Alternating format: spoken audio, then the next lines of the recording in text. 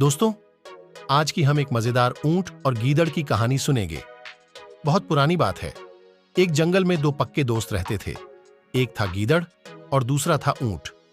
गीदड़ काफी चालाक था और ऊंट सीधा सा। ये दोनों दोस्त घंटों नदी के पास बैठकर अपना सुख दुख बांटते थे।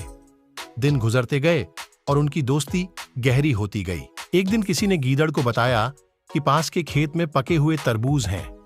ये सुनते ही गीदड़ का मन ललचा गया, लेकिन वो खेत नदी पार था।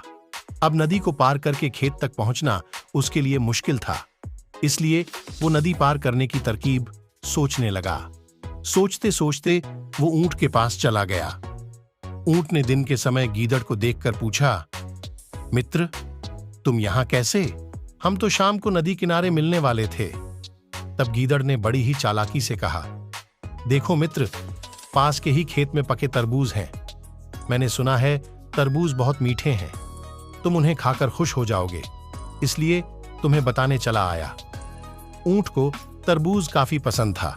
वो बोला, वाह, मैं अभी उस गांव में जाता हूं।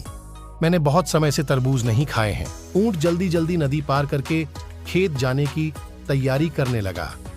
तभी गीदड़ ने कहा, दोस्त, तरबूज मुझे भी अच्छे लगते हैं, लेकिन मुझे तैरना नहीं आता है। तुम तरबूज खा लोगे तो मुझे लगेगा कि मैंने भी खा लिए। तभी ऊंट बोला, तुम चिंता मत करो, मैं तुम्हें अपनी पीठ पर बैठाकर नदी पार करवाऊंगा। फिर साथ में मिलकर तरबूज खाएंगे। ऊंट ने जैसा कहा था वैसा ही किया। खेत में पहुंचकर गीदड़ ने मन भरकर तरबूज खाए और खुश हो गया। खुशी के मारे वो जोर जोर से आवाजें निकालने लगा। तभी ऊंट ने कहा, तुम शोर मत मचाओ, लेकिन वो माना नहीं। गीदड़ की आवाज सुनकर किसान डंडे लेकर खेत के पास आ गए। गीदड़ चालाक था, इसलिए जल्दी से पेड़ों के पीछे छुप गया। ऊंट का शरीर बड़ा था, इसलिए वो छुप नहीं पाया। किसानों ने गुस्से के मारे उसे बहुत मारा। किसी तरह अपनी जान बचाते हुए ऊंट खेत के बाहर निकला।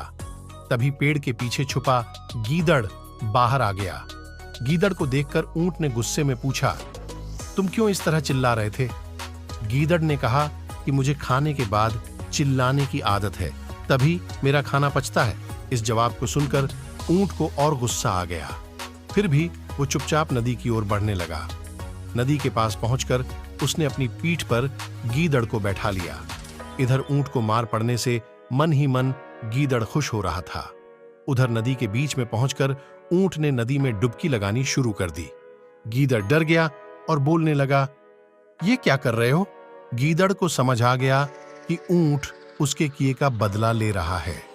बहुत मुश्किल से गीदड़ पानी से अपनी जान बचाकर नदी किनारे पहुंचा। उस दिन के बाद से गीदड़ ने कभी भी ऊंट को परेशान करने की हिम्मत नहीं की। कहानी से शिक्षा। ऊंट और गीदड़ की कहानी से यह शिक्षा मिलती है कि चालाकी नहीं करनी चाहिए। अपनी करनी खुद पर भारी पड़ जाती है। जो जैसा करता है उसे वैसा ही भरना होता है। Please like, share and subscribe.